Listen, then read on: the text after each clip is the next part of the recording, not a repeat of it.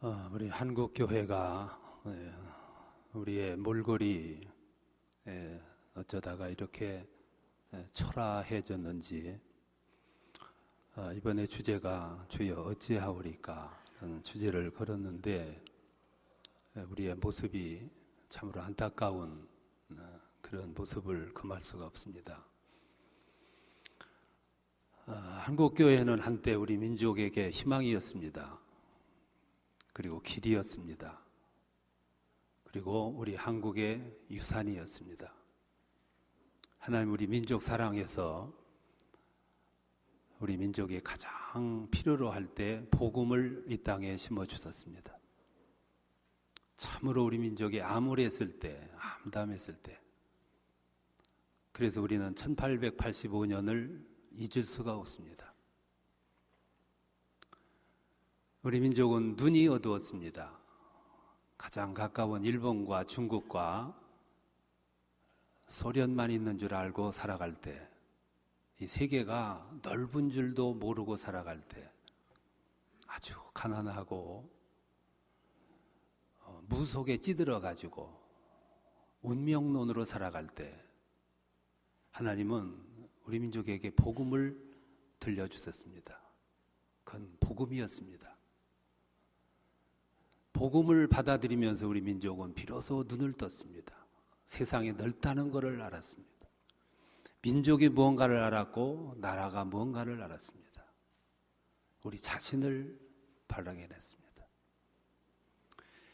세계인들은 세계가 좁다 생각을 하고 세계를 누비고 다닐 때 우리는 쇄국 정치를 했습니다. 좁은 나라에서 더 좁아졌습니다. 외국인들이 와가지고 옷을 벗고 테니스를 쳤습니다. 그때 지나가던 양반이 그랬습니다. 아유, 일꾼을 사서 뛰게 하지 왜 저렇게 땀 흘리면서 뛰는가? 그것이 우리 민족의 수준이었습니다. 그렇게 우리 민족을 살아갔어요. 그때 하나님께서 이 민족에게 복음을 주셨습니다. 아주 절묘한 때에 하나님은 우리 민족에게 복음을 심어 주셨어요. 그 복음이 들어옴으로 말미암아 자아의 눈을 떴고 민족을 바라보게 됐고 시대를 보게 됐고 세계를 보게 됐고 육신의 세계뿐만 아니라 영적인 세계까지도 돌아보는 그런 계기가 됐습니다. 그게 1885년입니다. 그때 비로소 우리 민족은 민족에 대한 눈을 떴고 나라를 바라봤고 세계를 바라봤고 자신의 운명을 봤고 운명을 개척할 수 있는 능력을 그때 갖게 됐습니다. 그렇게 우리 민족은 10여 년 동안 복음의 맛을 처음 들이게 됐습니다. 그래서 뭔가 희망이 보일 때 10년 후에 1895년 명성황후 민비라고 하는 여인이 시해당해서 죽게 됩니다. 복음이 들어오고 꼭 10년 만입니다. 8월 20일 날 일본 미우라 공사의 안내를 받고 일본 군인들이 군합발로 침실로 들어가서 민비의 시신을 칼로 찌르고 째고 그리고 죽였습니다. 그리고 그 시신을 녹지원에 갖다가 버리고 이불을 뒤집어 씌우고 기름을 뿌리고 불을 질러 태웠습니다. 이 사건은 우리 민족의 자존심을 건드렸습니다. 우리 자존심에 잠자고 있던 마음속에 꿈을 갖게 만들었습니다. 분노했습니다. 그래서 조용하던 우리 민족은 그냥 있을 수가 없어서 밀란을 일으켰습니다. 그게 을미의병입니다. 이때 분노하는 우리 민족을 바라보고 한국의 기독교는 그때 아픔, 민족의 아픔과 함께하는 교회로 거듭나게 됩니다. 이때부터 한국 기독교는 고난받는, 압박받는, 고뇌하는 우리 민족과 함께하는 교회로 거듭나게 됩니다. 그래서 한국 기독교는 열악했지만 그때 정치화하기 시작합니다. 이게 중요한 해였습니다. 기독교가 이 땅에 들어온 지 10년 만에 한국 기독교는 똘똘 뭉쳐가지고 정치화합니다. 그리고 일본과 싸워나갑니다. 한국 사회에 호응을 얻었습니다. 우리 민족의 호응을 입었어요. 그래서 교세가 530명에서 26,057명으로 증가를 하게 됩니다. 민족의 아픔과 함께하는 기독교, 그것이 이 땅에 기독교가 들어온 이후 10년 만에 일어난 사건입니다. 그래서 한국 기독교는 똘똘 뭉쳐가지고 정치화해서 일본과 싸웁니다. 항거합니다. 그리고 집단적으로 일본에 항거를 합니다. 이게 일본으로부터 압박이 심해졌고 핍박이 너무 심해졌습니다. 그래서 선교사들이 나서서 중재를 합니다. 정치화를 풀라. 미래를 위해서 조용히 하자. 그래서 한국 기독교는 정치화를 비정치화로 전환을 합니다. 바로 이 부분이 오늘 한국에 와 있는 선교사들이 일본에 협조했다라고 역사가들로부터 비판받는 대목이에요. 한국 기독교는 정치화에서 비정치화로 1895년에 비정치화하게 되는 겁니다. 이렇게 비정치화하다가 보니까 일본과 막 싸우다가 갑자기 싸움을 그치고 비정치화하니까 허탈감이 생겼습니다. 목표를 잃어버렸습니다. 자괴감에 빠졌습니다. 이때부터 한국 기독교는 막 예언하던 것을 내연시킵니다. 밖으로 뿜어내던 것을 안으로 태우기 시작합니다. 그래서 허탈감에 빠진 한국 기독교는 그때부터 기도 운동을 펴나갑니다. 뜨겁게 기도했습니다. 나라를 위해서 기도했고, 핍박받는 민족을 위해서 기도했고, 우리 자신을 위해서 기도했습니다. 뜨겁게 기도하는 동안 이 속에서 불이 일기 시작을 합니다. 불이 일어나고 내연하고 기도 운동이 일어나고 영성이 확인되다가 보니까 속에서 막 영적 불이 일어나게 돼요.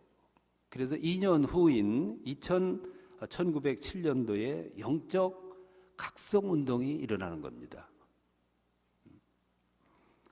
눈물로 기도했습니다. 성령의 불길이 속에서부터 다 올라왔습니다. 그래서 그때 일으킨 운동이 회개운동, 사경의 운동, 도덕운동, 술 안 마시기 운동, 성경 읽기 운동, 사경의 운동, 평양을 중심해서 무섭게 이런 운동이 일어나면서 영적 각성 운동이 일어납니다. 어디서 발생한 거냐면은 밖으로 일본을 향해서 뿜던 모습이 내연하면서 속에서 불이 일어나게 된 거죠. 그래서 평양을 중심으로 해서 영적 대각성이 이루어집니다. 한국교회는 다시 희망을 가졌습니다. 영적 기운이 전국으로 확산되게 됩니다. 그리고 이 기운이 매년 쌓여서 축적이 되면서 12년 후에 독립운동이 일어납니다. 1919년도. 당시 기독교 인구는 3%였습니다. 이 3%의 기독교인이 중심이 돼서 독립운동 33인 가운데 16명이 기독교인으로 뭉쳐지게 되는 겁니다. 어느 독립운동가는 그렇게 고백했습니다. 대한독립운동 기운이 이렇게 빨리 올 줄은 미처 몰랐다. 그만큼 조용하던 우리 민족이 깨기 시작했고 활동하기 시작했고 용기를 분출하기를 시작했어요. 모든 사람들이 그때 흥분했습니다. 그래서 기독교와 한국교회는 그 시대의 희망이었습니다. 백낙준 같은 사람은 이 시대에 성공하려고 하면은 기독교인이 되어야 한다. 그래서 스스로 기독교인이 되었던 사람의 대표적인 사람입니다. 그만큼 그 시대는 기독교가 희망이었고 그리고 그 시대의 소망이었습니다. 기독교는 하나로 뭉쳤습니다. 교파를 초월했습니다. 하나가 돼서 공동의 적이었던 일본과 거칠게 싸우기 시작했습니다. 모두가 싸웠습니다. 고난받고 서름받는 민족의 고난과 함께하는 한국 기독교가 됐어요. 그래서 그때 한국 사회로부터 뜨거운 호응을 받습니다. 한국 교회는 민족으로부터 뜨거운 호응을 받았어요. 저는 그때가 한국 기독교의 절정이라고 생각해요. 그때가 한국 기독교의 절정기였어요. 역할을 다 할 때, 한국 기독교가 가장 행복했을 때, 사도행전이 이 땅에서 막 펼쳐질 때가 바로 그때였어요. 그때 한국 기독교인들은, 특별히 목회자들은 눈에 정말로 초롱초롱한 빛이 있었고 성령의 능력이 있었고 신선함이 있었고 영혼이 빛이 나는 참 위대한 시기였습니다. 사회에 강한 메시지를 줬습니다. 민족이 압박을 받으면서 서름받고 고난받던 우리 민족은 기독교를 바라보면서 소망을 가졌고 희망을 가졌고, 한국 기독교는 우리 민족의 등불이었고 소망이었어요. 한국 기독교 역사 가운데 가장 빛이 났을 때, 역시 기독교는 피를 봐야 정신 차리고 피를 봐야 기운이 나요. 역사를 보면 기독교는 핍박의 시대에 왕성했어요. 영혼이 빛났어. 양심이 빛났고 영적으로 빛이 났어. 이스라엘 사람들은 6월절 날이면 삶은 계란을 먹는다 그래요. 왜 삶은 계란이냐? 이 세상의 모든 거는 열을 가하면은 이 세상의 모든 거는 열을 가면은 흐물흐물하는데 유독 계란만큼은 흐물흐물하던 것이 열을 가하면 딱딱해진다. 우리 민족은 열받은 민족이라 그 상징하기 위해서 그날은 삶은 계란을 먹는다는데, 우리 기독교는 열을 좀 받아야 돼. 핍박의 시기, 고난의 시기, 그때 빛이 났어. 우리 한국 기독교 역사는 그때 찬란했어요. 찬란했어요. 그러다가 해방이 됩니다. 해방은 우리 민족에게 주어진 분명 하나님의 선물이었어요. 하늘이 준 선물이었어요. 그래서 함석헌은 해방은 우리가 한 것이 아무것도 없는데 해방이 주어졌기 때문에 그건 하늘이 준 선물이다, 그렇게 해석을 했어요. 해방은 하늘이 준 선물이에요. 그런데 한국 기독교에 있어서 해방은 재앙이었습니다. 한국 기독교에 있어서 해방은 그때부터 한국 교회가 재앙을 만나기 시작했습니다. 타겟을 잃어버렸습니다. 일본이라고 하는 공동의 적이 사라져 버렸어요. 싸울 대상이 없어져 버렸어요. 기강이 해이해져 버렸어요. 긴장이 풀려 버렸어요. 이때부터 교회 분열로 들어갑니다. 일본 핍박에서 승리한 한국교회 지도자들은 서로 공로투쟁을 했습니다. 서로 선명성 주장을 했습니다. 서로 정통성 강조를 했습니다. 이때부터 한국 기독교는 불행한 시대를 만납니다. 목적을 상실해버립니다. 분열 시대로 돌아가요. 한국 기독교는 그런 전란을 겪고 압박을 겪었으면서도 한국 기독교는 소극적인 선교를 강조했습니다. 사회적 이슈에 대해서 한국 기독교는 외면했습니다.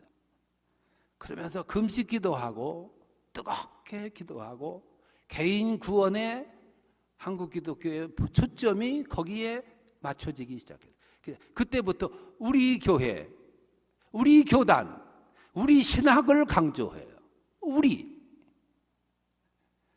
신학. 이것은 결국 교단 분열로 이루어지게 되고 교파 분열로 이루어지게 됩니다. 영국의 요한 웨슬리는 영혼 구원을 했고 전도에 열중했고 선교를 강조했고 개인 구원을 강조했습니다. 자기 자신이 영적 체험을 가졌기 때문에 영적 체험을 강조했고 개인 구원 전도를 강조했어요. 근데 그는 소극적 선결만 강조한 게 아니고 그는 적극적으로 사회, 세상도 고쳐나갔어요. 영국이 산업화가 이루어지면서 저 농촌에서 살던 사람들이 도시로 몰려 나왔어요. 여기서 사회가 타락하기 시작해. 홈레스가 발견이 돼. 잠자리 없는 사람들이 늘어나고 거린들이 늘어나요. 그들을 보고 요한 웨슬리는 그들이 먹을 것을 조달해 주었고 잠잘 것을 조달해 주었고 그들이 범죄 짓는 것에 대해서 고민하면서 그걸 걱정을 했어요. 그래서 밤마다 그들이 잠자리를 마련하라고 분주했고 먹을 걸 주느라고 분주했어요. 요한 웨슬리가 그렇게 막 뛰어다니고 먹을 걸 날라다 주느라고 분주한 그 모습을 보고 감격했고 감동했고 그래서 위대한 결단을 내린 사람이 윌리엄 부스예요. 그래서 구세군이 거기서 탄생합니다. 요한 웨슬리의 개인적 소극적 성결이 아니라 아주 세상을 구원하는 적극적인 모습에서 그는 감동해서 구세군을 탄생을 시키게 되는 거죠. 그 웨슬리안들이 미국으로 건너갑니다. 미국으로 건너가서 개인 전도 영혼 구원만 한 게 아니라 세상 구원을 위해서 제일 먼저 힘쓴 것이 노예제도 폐지 운동이었어요. 미국의 노예제도 폐지 운동의 시발은 웨슬리안들입니다. 그들은 외쳤습니다. 어떻게 똑같은 하나님의 자녀들이 누구는 누구를 압박하고 지배하고 노예로 부릴 수 있는가? 우린 그럴 수 없다. 그래서 노예 해방 운동을 웨슬리안들의 사손들이 후예들이 가서 이 일을 하게 된 거죠. 일본의 하천풍원 같은 사람은 팔을 걷어붙이고 세상으로 나가서 거린들, 넝마주의들을 구원하는 데 앞장을 썼어요. 근데 한국 교회는 소극적이었습니다. 개인 구원, 금식, 골방 기도, 전도 이런 소극적인 신앙을 가지고 있다가 6.25를 만나요. 6.25는 한국 교회로 하여금 많은 것을 생각하게 해주는 계기였어요. 그리스도인들은 복음의 성격상, 체질상 그냥 있으면 안 되는 종교예요. 그냥 움직여 나가야 되고 전파돼야 되고 확장돼야 되겠는데 평양을 중심으로 모여가지고 우리끼리 똘똘 뭉쳐가지고 평양 중심으로 해서 그리스도인들이 모여 있을 때 6.25 전쟁을 통해서 하나님은 평양의 그리스도인들을 전국으로 흩어버려요. 스데반의 순교로 인해서 예루살렘에 모였던 그리스도인들이 사마리아로 땅끝까지 퍼진 것처럼, 그래서 평양에 있던 그리스도인들이 배를 타고 거제도까지 내려가 가지고 복음이 위에서 내려오고 저 우회해서 거제도에서부터 올라오고, 그래서 한국 기독교는 삽시간에 전국화하는 대역사를 이루게 됩니다. 이건 나는 하나님의 섭리라고 생각해요. 그러다가 우리 한국 기독교는 7, 80년대를 거쳐서 부흥을 하게 됩니다. 한국 교회는 놀라운 부흥을 하게 돼요. 우리 국가가 국력이 신장이 되고 경제가 성장이 되는 것을 같이 편성해서 한국 기독교도 부흥하기 시작합니다. 그래서 한국 기독교는 세계화되는 기회를 맞아요. 선교 역사를 다시 쓰게 만들었어요. 한국 기독교는 기적의 주인공들이 됐어요. 대형 교회들이 출현을 하게 됩니다. 세계 10대 교회가 다수가 한국에 있어요. 한국 교회는 역사상 가장 풍요한 시대를 맞습니다. 가장 풍요의 시대. 이건 한국 기독교를 위해서는 크게 다행이 아니었습니다. 아주 부요한 한국 교회. 한국 교회는 이때부터 변질되기 시작합니다. 목적을 상실합니다. 복음을 상실을 해요. 인위적인 성장에 올인합니다. 한국 교회는. 그리고 숱한 부작용이 출현을 하게 돼요. 복음이 퇴색됩니다. 하면 된다. 이 신조가 한국 교회를 지배했습니다. 그때는 나는 그게 복음인 줄 알았어요. 교회 성장하게 제 첫 번째 조건인 줄 알았어요. 우리는 전부 거기에 취해 있었어요. 하면 된다. 그거는 놀라운 부정신앙이었어요. 우리는 그게 신앙인 줄 알았고 불가능은 없다. 우리는 그걸 신조처럼 애우고 살았어요. 한국교회는 그렇게 따라갔어요. 호세아서 13장에 보면 내가 너희를 먹여 배부르게 되니 너희가 교만하여 그로 인하여 나를 잊었도다 그랬어요. 한국교회가 풍요로워지면서 한국교회는 복음이 퇴색되기 시작했어요. 부작용이 나오기 시작했어요. 사회로부터 신뢰를 잃어버리기 시작했어요. 사회를 향한 영향력이 축소되기 시작했어요. 그리고 여러 부분에서 우려의 목소리가 나오기 시작했어요. 그리고 오늘의 한국교회를 맞이하게 됩니다. 한국교회 성직자들은 화려한 직업화됐습니다. 스타 목사가 출연을 했어요. 스타 목사들은 인기에 영합을 했어요. 개인주의에 빠졌어요. 개교회주의에 빠졌어요. 명예를 추구했어요. 그 명예를 이루기 위해서 돈과 야합을 했어요. 이걸 아주 한국교회를 완전히 버려놓았어요. 각종 선거에는 수십억씩,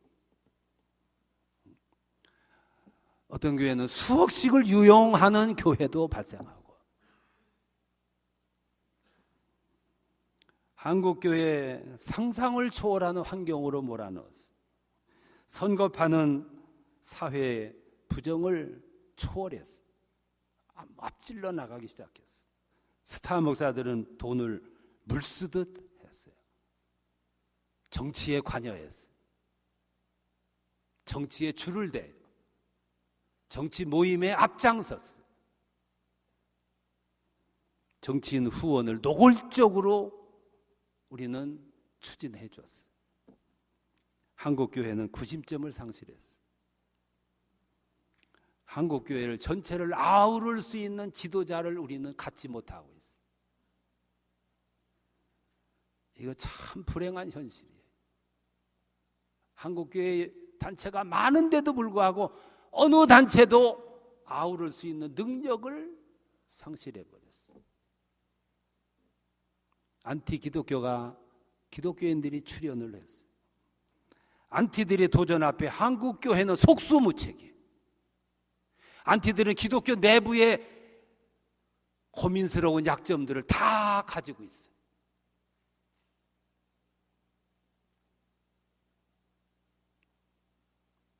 그 약점 앞에 우리는 할 말이 없어요.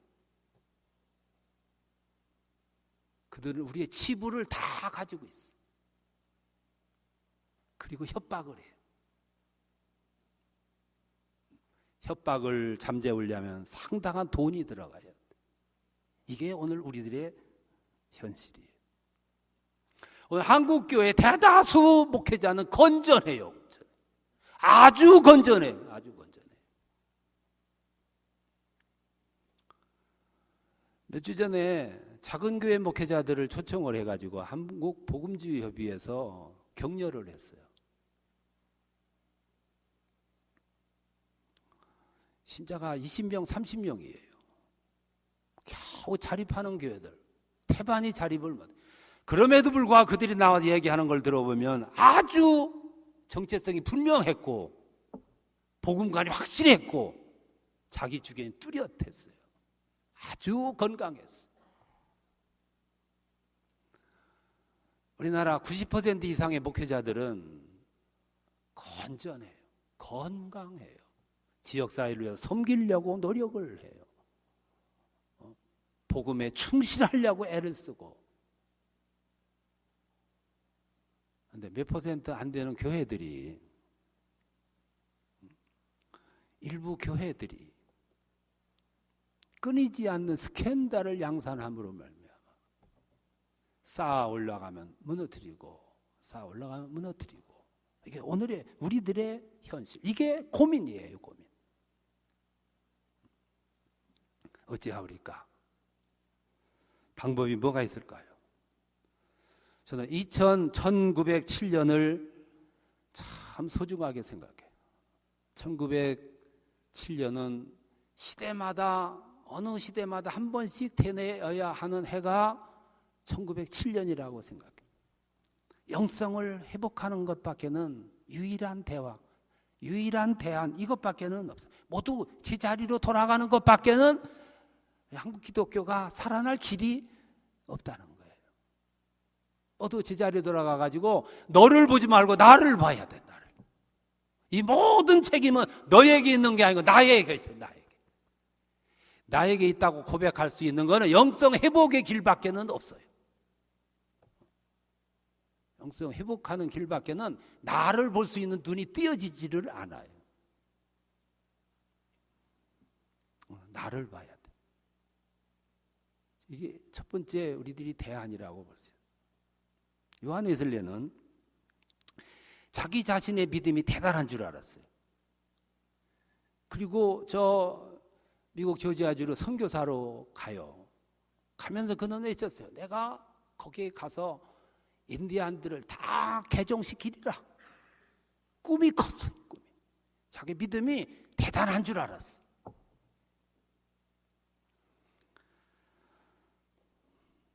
근데 자기 자신의 믿음이 어느 정도인지 측정할 수 있는 기회가 왔어요. 그게 배를 타고 대서양을 건너는 과정에서 그는 자기 자신의 믿음을 솔직하게 저울에 달아봤어요. 풍랑이 일고 파도가 치고 배가 흔들리고 두려워 떨릴 때, 무서울 때, 막 흔들릴 때 모라비안 교도들의 초연한 모습을 보며 자기를 보고 그들을 봤어. 그들을 보고 자기를 봤어. 왜 나는 이렇게 흔들리는데 저들은 전혀 흔들림이 없는가 질문을 했어요. 그리고 자기 자신의 초라함을 발견을 했어요. 미국 조지아주에 갔어요. 모라비안 교도 지도자였던 스팽겐부르크라는 사람을 만나요. 그는 웨슬레에게 세 가지 질문을 했어요. 당신은 예수를 아십니까? 당신은 정말 예수를 사랑하십니까? 정말로 당신은 예수를 아십니까? 요한 웨슬레는 그 질문에 스스로 대답을 할 수가 없었다 그래요. 우리는 이 질문을 받아야 됩니다. 우리는 이 질문을 받아야 돼. 정말 당신은 예수를 사랑하고 있는가? 당신은 정말로 예수를 알고 있는가? 이게 오늘 한국교회에 부르시는 주님의 부름이에요. 우리는 여기에 대답을 해야 돼요. 한국교회는 다시 대답을 해야 됩니다. 오늘 주님이 오셔서 한국교회에 이렇게 물으세요. 너는 나를 정말로 사랑하느냐? 너는 정말로 나를 사랑하느냐?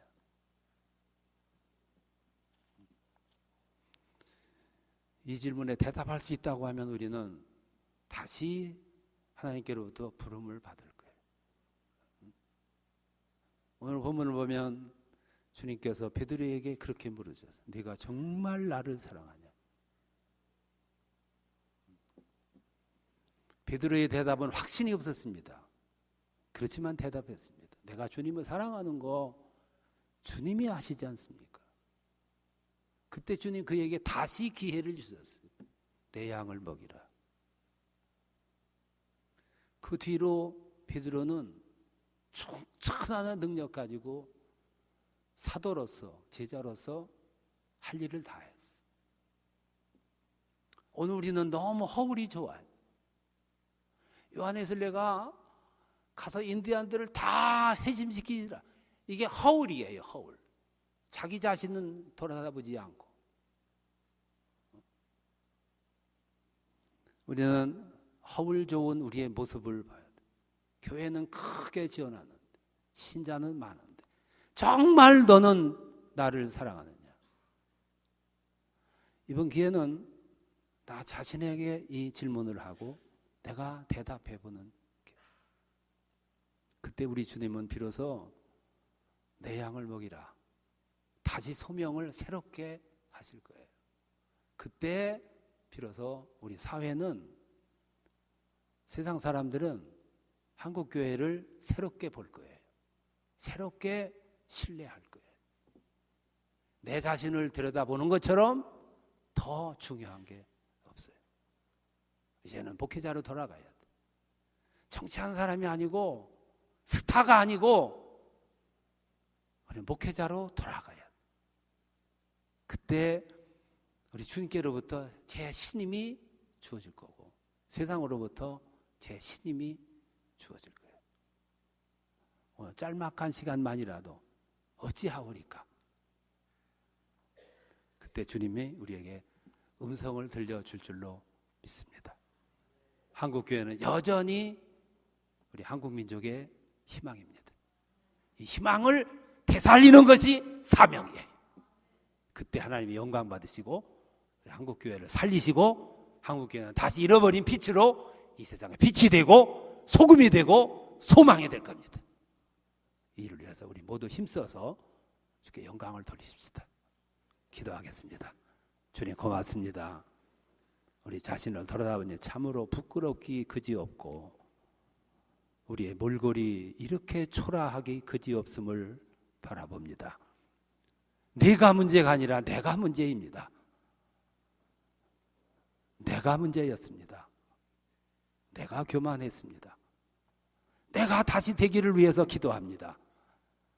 이곳에서 짤막한 시간 수련을 갖지만 이 아까운 시간에 나를 돌아다보는 눈이 열려지게 하시고 성령께서 역사하사 뜨겁게 역사하사 내 안을 들여다보게 하시고 내 공허한 심령을 돌아보게 하시고 나의 비참한 몰골을 돌아다보게 하시고 그래서 이 나라가, 이 사회가, 이 교회가, 한국 교회가 다시 살아나는 대역사의 전환이 이 밤에 여기서 이루어지게 하여 주옵소서. 기도할 때 성령께서 함께 하시고 뜨겁게 역사하셔서 우리의 교만을 부숴주시고 나약함을 강하게 하시고 초라함을 회복시켜 주시는 하나님의 영광을 힘있게 하여 주옵소서. 예수님의 이름으로 기도드립니다. 아멘.